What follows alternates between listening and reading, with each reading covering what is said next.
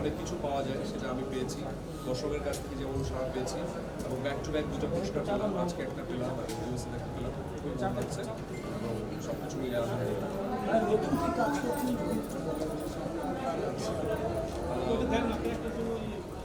নতুন কাজ নেক্সট উইকেই একটা নতুন ফিল্মের শুটিংয়ে যাবো, হয়তো বা একটা বড় সারপ্রাইজ করবো ইনশাআল্লাহ।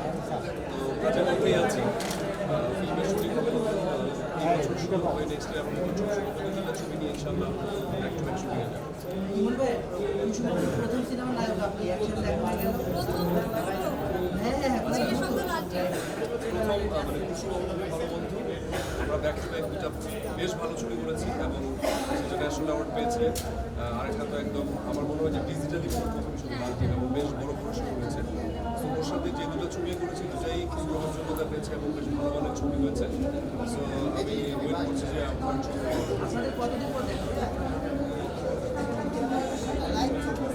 অনেকদিন পর না, প্ল্যান নাই, বাট ইচ্ছা আছে, দুজনের ইচ্ছা আছে। বলে মিলে গেলে আমরা একসাথে কাজ করবো। একজনের হাতে দিয়ে দেন না, একজনের হাতে দিয়ে দেন।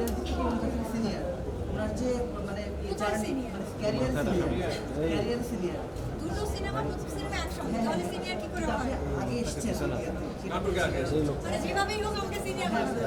যেহেতু আগে এসেছেন তো সাবেন না ভাই, পায় না তো, আপনি তো বুঝলাম না কি করছে। আমার খুব ভালো বন্ধু এবং যেটা বললাম যে বন্ধুত্ব আমাদের শুরু হয়েছে হচ্ছে সিনেমার মাধ্যমে এবং সিনেমা আমার জন্য সারা জীবন যত কাজই আর শুধু করি বা না করি কিন্তু স্পেশাল হয়ে থাকবে।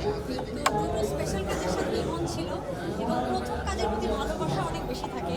তো ইমনের প্রতি আমার বন্ধুত্ব সুলভ যে সম্পর্ক অথবা যে ভালোবাসা, এটা আসলে সারা জীবন থেকে আমরা একসঙ্গে কাজ করি। আর আচ্ছা, কি বন্ধুত্বের কথা হচ্ছিল যেহেতু আমি দুজনের কাছে জানতে চাই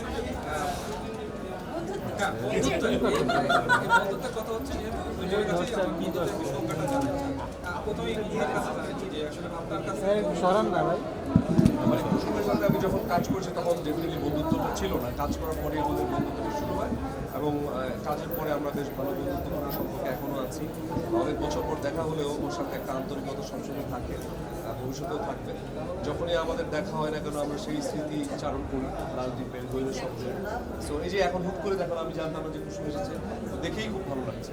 সো আমার কাছে বন্ধুত্বটা এরকম যে অনেক বছর পর যদিও দেখা হয়, মানে সম্পর্কটা যেন মানে মনে হবে যে পুরনো, মনে হবে যে একটু আগে দেখা হচ্ছে, আমার কাছে সম্পর্ক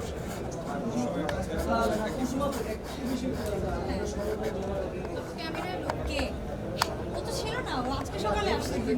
কি করে? ও তো দেশেই ছিল না। দেশে ছিলাম না, বাট আমি ডেফিনেটলি ওটিটিতে যখন রিলিজ হবে ও নিশ্চয়ই দেখবে। ও তো ছিল না। এই ভাইয়া ধরে আছে। আমার মনে হয় যে আমাদের সিনেমা কতখানি সাকসেসফুল ছিল এটা আমি এখন এত বছর পর এখানে দাঁড়িয়ে বুঝতে পারছি। হরিণের শব্দ রিলিজ হয়েছিল 2010, লালটিন রিলিজ হয়েছিল 2012, এটা 2024-এর শেষের দিকে আমরা। এরপর আপনারা হরিণের শব্দ লালটিন নিয়েই বা আমাদের ইমনকে নিয়েই প্রশ্ন করছেন, আমাদের ইন্ডিভিজুয়াল কাজ বাদ দিয়ে। এটাতেই বোঝা যাচ্ছে যে আসলে আমাদের একসঙ্গে কাজ করা উচিত।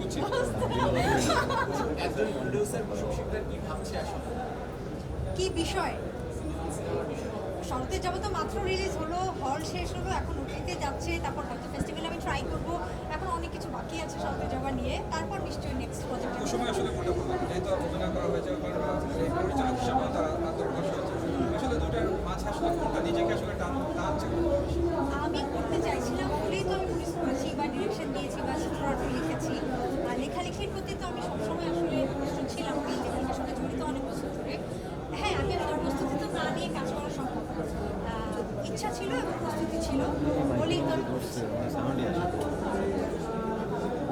হ্যাঁ,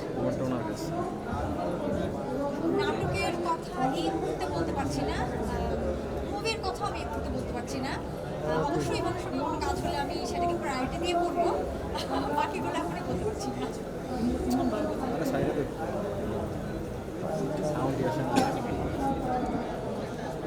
এটা একটা ওয়েব ফিল্ম ছিল মায়াটা, এবং সত্যি কথা বলতে বায়োগ্রাফি তো